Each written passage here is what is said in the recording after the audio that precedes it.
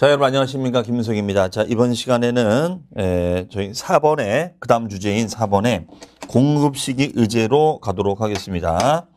자, 공급시기 의제, 공급시기로 본다 이 뜻이에요. 의제, 본다 이 뜻입니다.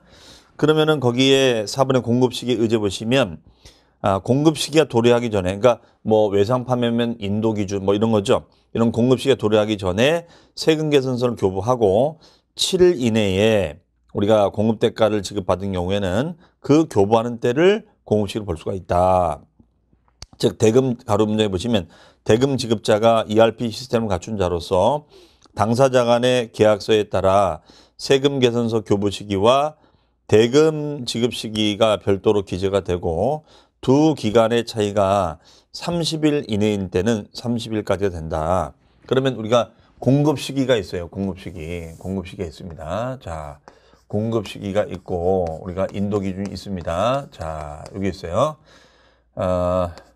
그러면 이 공급 시기가 도래하기 전에 세금 개선서를 교부하고 이때 교부하고 어떻게 됩니까? 7일 이내에 교부하자. 자, 요거잖아요. 그러면 7일 이내에 공급 대가를 지급받았을 때는 그 개선서를 끊어. 원래는 이때 인식해야 되는데 이때 공급한 것으로 보겠다 이겁니다. 자, 그렇게 보시면 되겠죠. 그러면 ERP 시스템이라는 것은 그 가로 문장에 ERP라는 것은 Enterprise Resources Process 시스템이다. 이런 개념이거든요. 그래서 우리가 Enterprise Resources Process 시스템, 그래서 ERP 시스템이라고 합니다. 즉 전사적 자원관리 시스템이에요. 그러면 이런 전사적 자원관리 시스템을 갖췄을 때는 요걸 기반으로 해서 이걸로 확인됐을 때는 이걸 해주겠다. 이렇게 보시면 되겠습니다. 그 다음에 이제 5번에 패러그래프 5번에 거래 장소가 있죠. 그러면 거래 장소의 의미는 세금 개선서 등의 이런 증명을 끊으려면 그 거래 장소가 있어야 될 거 아니에요. 그걸 기준으로 해서 우리가 발행해 주겠죠. 그래서 거기 보시면 재화의 공급 장소는 이동. 우리가 뭐 상품 같은 것처럼 이렇게 이동이 되는 거예요. 판매가 되는 겁니다. 그러면 이동이 필요했을 때는 이동이 개시되는 장소다. 그렇죠? 이동이 필요하지 않는다. 부동산이죠, 부동산. 자, 부동산 같은 경우, 부동산. 그럼 부동산은 이동이 안 되는 거예요. 그러면 요 부동산은 이동이 안 되는 겁니다. 그럼 이동이 안 되면 어떻게 한다? 그 부동산이 소지하는 장소로 해줘야겠죠. 부동산이 소지하는 장소로 하자. 이렇게 보시면 되겠습니다.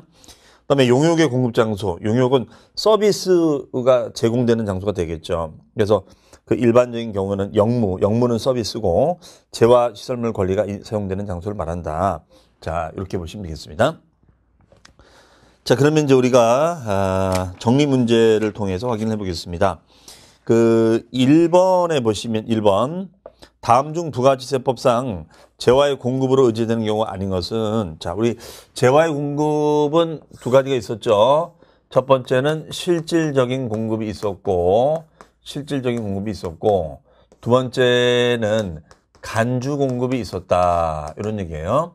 그러면 실질적인 공급은 우리가 계약을 통해서 또는 법률상 원인에 따라서 공급을 하는 것을 말합니다. 그럼 매매계약이나 교환계약 등을 말하고 공매나 수용 등을 말한다. 이렇게 보시면 되겠어요. 그러면 간주 공급은 우리가 네 가지가 있는데 여기에는 자가 공급,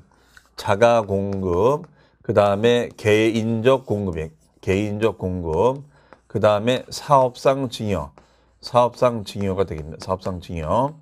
그 다음에가 폐업시 잔존재화. 폐업시 잔존하는 재화가 되겠습니다. 자, 요거예요, 요거. 그래서 우리가 자계사폐, 자가공급, 개인적 공급, 사업상 증여, 폐업시 잔존재화. 그래서 자계사폐가 되겠습니다. 이런 공급이 됐을 때는 간주 공급이 된다. 이렇게 해석하시면 되겠어요. 그러면 거기 보시면은 1번의 직매장 반출. 그렇죠? 여기에 들어가는 거죠. 그러니까 면세사업의 전용, 비영업용 수용차의 구입유지, 그러면 직매장 반출이다. 이런 얘기예요. 그러면 여기는 이제 직매장 반출이 되고 영업용을 비영업용으로 돌린다거나 과세사업을 면세사업으로 돌리는 거죠. 그렇죠? 자, 이렇게 됐었을 때. 그러면 이때는 직매장 반출은 자가공급 유형에 들어간다. 이렇게 보시면 되겠어요. 그 다음에 두 번째, 폐업시 재고로 남아있는 재화. 자, 폐업시 잔조라는 재화가 되겠습니다. 그 다음에가 4번, 면세사업에 전용하는 되는 재화.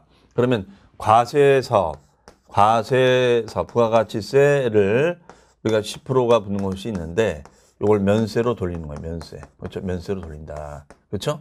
그러면 이거는 우리가 공부를 보자. 그러니까 부가세를 받을 걸 면세로 돌린 거니까 공부를 보자. 이렇게 했었죠.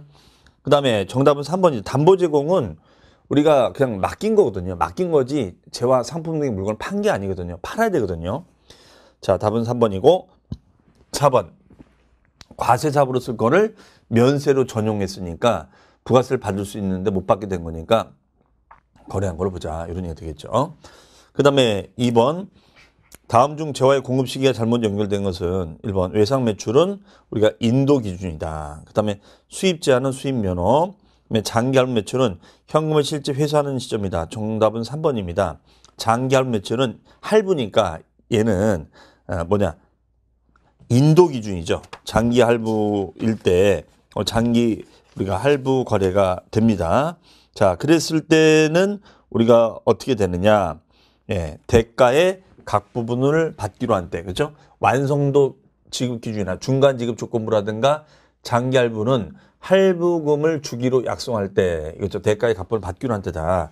이런 얘기 되겠습니다. 그러면 정답은 3번. 그다음에 4번 수출 재화는 선적 시점이다. 자, 수출 재화예요. 수출 재화. 그럼 수출 재화는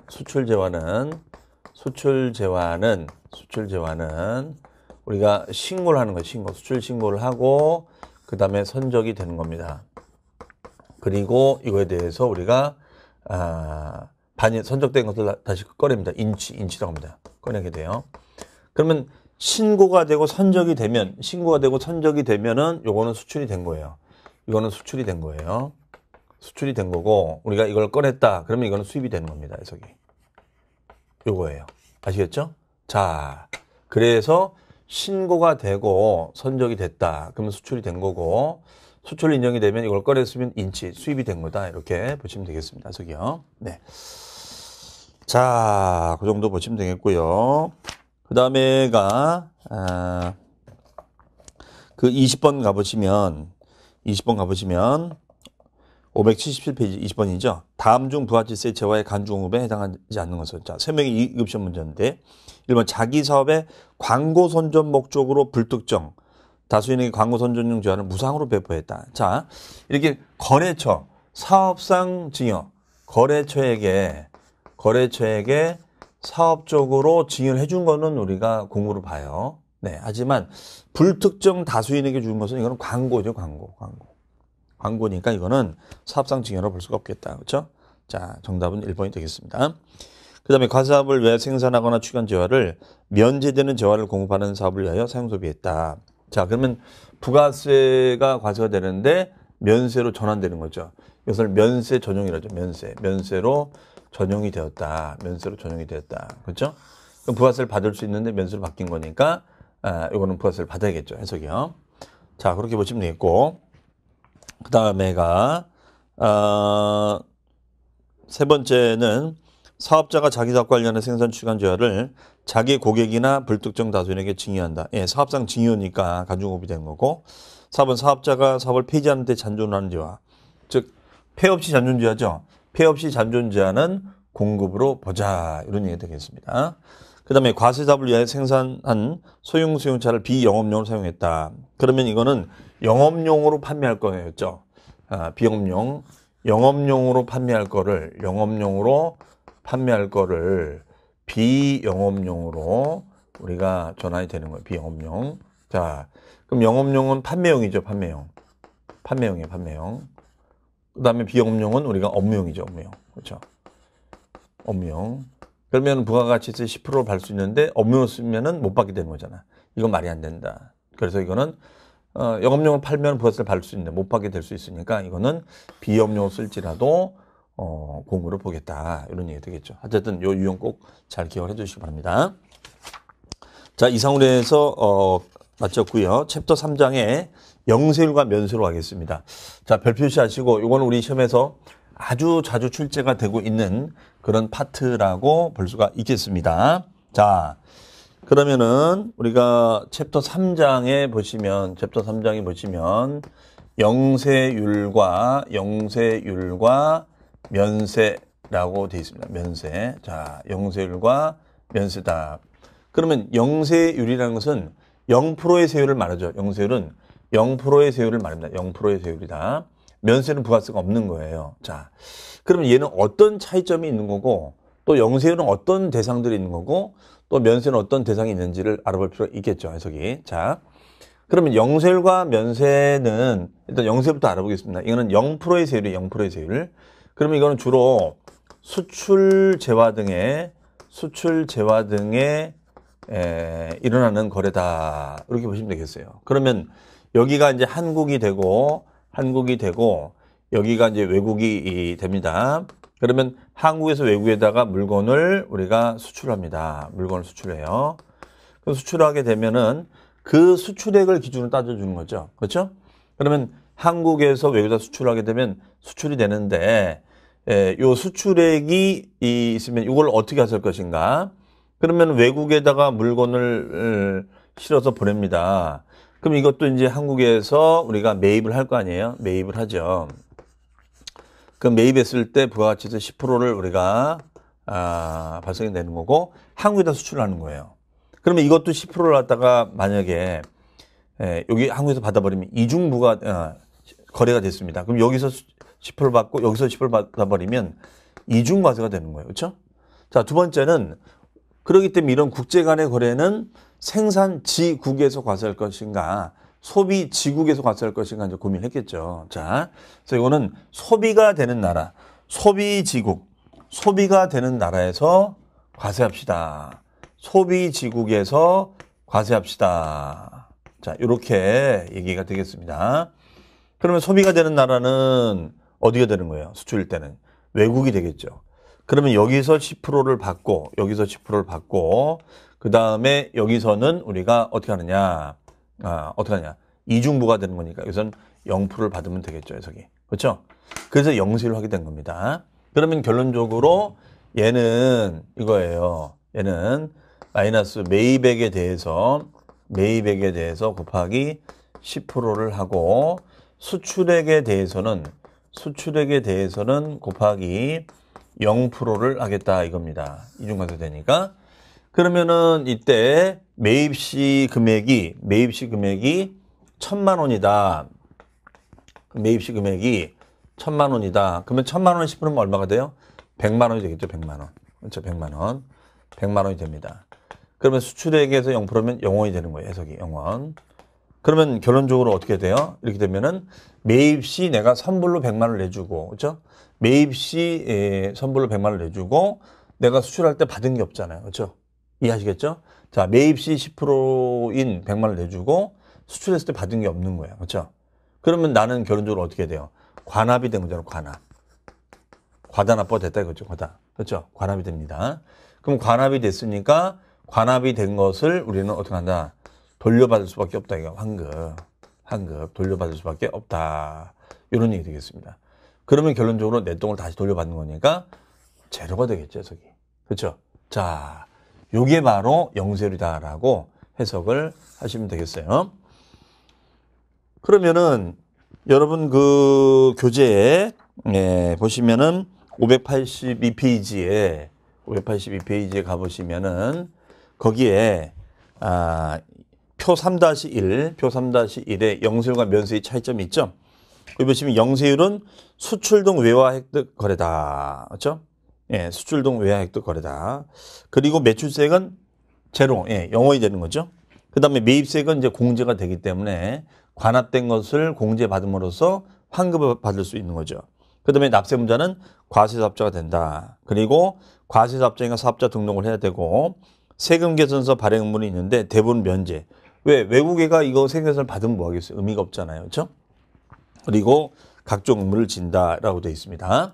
자, 그러면 우리가 영세율은 어떤 대상이 있느냐? 주로 영세율은 수출 재화 등이 있습니다. 수출 재화. 영세율은 수출 재화 등이 있다라고 되어 있습니다. 그러면은 581페이지에 가보시면 581페이지 가보시면 수출 재화. 자, 이번에 영세율 대상은 첫 번째가 수출하는 재화다. 맞죠? 거기에는 2번 국외에서 제공하는 용역, 해외 건설 같은 거. 해외 건설. 그렇죠? 그 다음에 외국 항행 서비스. 외국 항행 서비스라는 것은 이거죠. 국내가 있고 국외가 있고 또 국외가 있습니다. 그렇죠? 네. 그럼 국내에서 국외다는 영세율이다. 국에서 국외다는 또 영세율이 된다. 이런 얘기 되겠죠, 해석이. 그렇죠? 수출 거래니까 다 영세율이 된다. 다 영세율이 된다. 이런 얘기 되겠어요, 해석이요. 그러면은 국외에서 제공하는 용역은 해외 건설 서비스가 되고 외국 항행, 예, 이런 걸 말하는 거죠. 그 다음에 그 밖의 외화 획득. 그 밖의 외화 획득은 뭐냐면 우리나라 안에서 우리 국내 안에서 다뤄지는 거래예요. 그럼 국내 안에서 우리가 다뤄지는 거래니까 어떻게 되겠어요? 국내 안에서 다뤄지는 거니까 한국 안에서 수출이 이루어지는 거, 한국 안에서. 그렇죠? 한국 안에서 수출이 이루어진다 이겁니다. 그럼 한국에 있는 외국 단체들에게 물건을 판매를 우리가 할 수가 있잖아요. 자, 이해하시겠죠? 이런 걸 말한다라고 보시면 되겠습니다. 자, 그래서 거기 보시면 그 밖의 외화 획득에는 국내에서 합정이 없는 비거주자, 그 다음에 국외의 비거주자, 수출 임가공이라는 것은 이제 물건을 가공하는 거죠. 재화를 원재료 가져다가 이제 가공 서비스를 해주는 거죠. 예, 그 다음에가 외항선박 항공이 원양 어선에 공급하는 거. 그 다음에 외교 공간, 관광 알선 용역, 관광기념품. 그렇죠. 외국인 상대로 우리가 물건을 파는 걸 말하죠. 그 다음에 외교관, 면직카드 등을 말한다라고 보시면 되겠습니다. 자, 그러면 이제 우리가 영세율 됐고, 그 다음에 이제 면세가 있습니다. 면세. 자, 면세. 면세는 우리가 어떻게 하냐, 면세는 부가가치세가 면제가 되는 사업자가 면세사업자다. 이렇게 합니다. 부가가치세 면제. 그러면 영세율은 수출재와 수출 지원이에요, 수출. 소비지구 과세원칙을 달성하고 이중과세를 방지하고 수출 지원을 위해서 하자 이거예요. 그럼 면세는 왜 만드는 거냐? 면세는 이거는 소비자들의 세금 부담을 완화시켜주기 위해서 요걸 만든 겁니다. 그러면 만약에 물건을 매입을 했어요. 그러면은 요거는 1,000만 원에 매입을 했다. 그럼 1,000에 대해서 부가가치세 10%. 그러면 100만 원을 갖다가 우리가 내주는 거예요. 그렇죠? 자, 그 다음에 물건을 판매를 해요. 그럼 판매했을 때는 요 매출액에 대해서 자, 면세는 10%를 면제 주자 이거예요. 10%를 면제 주자 이겁니다. 이게 면세예요. 매출액에 대해서 10%를 면제 주자. 이게 면세가 되겠습니다. 그러면 결과적으로 어떻게 하느냐? 요거는 매출액에서 부가가치세가 없고 마이너스 매입액에 대해서 곱하기 10%. 자, 요거예요. 그러면 이때는 매출세금이 있어요, 없어요? 없잖아요. 매출세금이 없습니다. 그러면은 우리가 얘는 매출세금이 있죠. 수출액의 0%면 0원이에요, 0원. 그래서 0 빼기 100에서 마이너스 100만 원이라는 것이 있어요. 마이너스 100만 원. 그럼 요것만큼 돌려받을 수 있다는 겁니다. 그런데 이 같은 경우에는 아예 매출세금이 없습니다. 그렇죠? 그럼 매입세금이 있습니다. 그러면 1,000만 원. 1,000만 원이 돼 있어요. 1,000만 원. 1,000만 원에 10%면은 100만 원이다. 100만 원이 있어요. 매입세금 100만 원. 그럼 이걸 뺄 수 있냐? 뺄 수 있는 금액이 없습니다. 매출세금이 있으면 되는데 이걸 뺄 수가 없다. 공제가 안 된다 이거예요. 네. 그러면 공제가 안 되면 환급이 안 된다. 이런 얘기 되겠죠. 공제가 안 되면 환급이 안 된다. 이런 얘기 되겠죠. 자, 이게 면세의 특징이에요. 그래서 영세율은 매입세 공제도 되고 환급이 돼요. 근데 면세는 매입세 공제가 안 되고 환급이 된다, 안 된다? 안 된다. 이런 얘기가 되겠습니다. 해석이요. 자, 그래서 여러분들 582페이지에 보시면, 82페이지 보시면 면세는 우리가 대상이 기초 생필품이고 매출세금은 면세다. 그러면 매입세금은 불공제, 공제가 안 되고 그다음 면세는 사업자가 아니고 그 다음에 대신 부가가치세법상은 사업자가 아니야. 부가가치세법상은 사업자가 아니지만 소득세나 법인세법상의 사업자다 이거예요. 그렇죠? 그 다음에 세금 개선서 발행 의무가 자 얘는 매입 시는 우리가 세금을 받았고 판매 시는 수출했을 때는 발행하지 않습니다. 왜? 외국인이 받으면 무슨 의미가 있겠어요. 그렇죠? 그리고 면세는 발행 의무가 없다. 오로지 소득세나 법인세법상에서는 발행을 해주는 거죠. 그리고 매입세 부담 의무 매입체별 계산서 합계표 제출 의무만 있다라고 되어 있어요. 그러면 면세는 물건을 판매했을 때 부가세 10%가 면제가 되는 거예요. 판매했을 때 면제가 된다. 자, 그 다음에 매입시는 매입세가 발생이 됩니다. 그러면 얘는 우리가 뭐 아무것도 발행할 게 없는 거죠. 그럼 매입세금만 발생이 되고 얘는 환급이 안 된다. 이게 가장 큰 차이점 되겠습니다. 그래서 면세는 매입에 대한 신고를 합니다. 매입처별 합계표나 생계선을 받는 거니까 이건 되는데 얘는 공제가 안 되고 환급도 안 된다. 이렇게 보시면 되겠어요. 그러면 이제 면세가 되겠습니다. 그러면 이제 면세 물품에 대해서는 오른쪽에 있죠. 자, 요게 또 시험에 잘 나옵니다. 면세냐 아니냐. 그러면 첫 번째 기초생활필수품. 이 면세는 주로 최종 소비자들의 세금 부담을 덜어주기 위해서 만든 제도예요. 그래서 기초생필품, 미가공식료품, 가공된 거 말고, 그렇죠? 그럼 미가공 식료품이라는 게 뭐 많이 있지 않습니까? 뭐 호박 뭐부터 해가지고 쌀 뭐 이런 것들. 그 다음에가 수돗물, 연탄물 대부분 쓰는 거죠. 그 다음 4번 밑줄입니다. 일반 대중 여객 운송 용역. 그러면 시내버스나 이런 것들은 면세인데 밑줄 항공기, 우등고속버스, 전세버스, 택시, 철도 등은 제외다. 요건 과세라는 거죠. 항공기, 우등고속버스, 전세버스, 택시, 고속철도 등은 과세다. 이거는 대중교통수단이 아니라 대중이 아니라 이거는 특정 소비죠. 특정 소비. 대중 소비가 아니라 특정 소비다. 그러면 특정 소비를 위해서는 우리가 이루어지는 거니까 부가세를 받는 거죠. 근데 국민후생 서비스인데 의료보건 서비스 다만 의료보건은 그러니까 뭐 병원에 가서 치료비 같은 거는 부가세가 없는데 밑줄 미용 목적의 성형수술, 애완동물에 대한 의료 서비스는 제외. 이건 과세하겠다는 거예요. 그 다음에 일반 뭐 학원의 교육 서비스는 면세인데 밑줄 자동차 운전하고는 제외다. 요거는 과세라는 거죠. 요거는 체크하시고. 그다음에 주택과 부토지 임대 서비스. 자, 주택의 임대는 면세가 됩니다. 그 다음에 문화 관련 뭐 예술행사에 참석한다거나 도서관을 방문한다거나 동물원에 입장을 한다거나 이런 것들은 면세가 됩니다. 그 다음에 도서신문 잡지도 마찬가지. 단 광고는 과세입니다. 광고는 과세다. 광고는. 그 다음에 금융보험 서비스는 은행이죠. 은행에 가서 금융 서비스를 제공한다. 요거는 우리가 면세가 됩니다. 자, 그 다음에가 기타 나라의 동그라미 2번에 국가 지자체 등이 동그라미 무상. 국가단체 등이 무상으로 공급해요. 그러면 이거는 국가지자체인데 이거를 낼 필요는 없겠죠. 국가지자체한테 받을 수는 없잖아요. 자, 그 다음에 6번에 보시면 국민주택과 당해건설의 주택의 건설 용역. 그러니까 국민주택은 대부분의 서민들이 이용하는 것들이잖아요. 그러니까 우리가 면세를 해준다라고 보시면 되겠습니다. 그 다음에 면세 대상의 수입을 했을 때도 마찬가지. 밑줄 미가공식료품. 외국으로부터 농산물이나 이런 것들을 수입할 때도 마찬가지네요. 그렇죠? 자, 나머지는 참고해서 보시고요.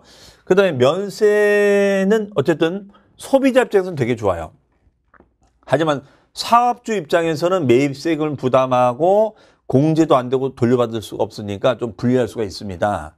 그러니까 얘는 면세를 포기하고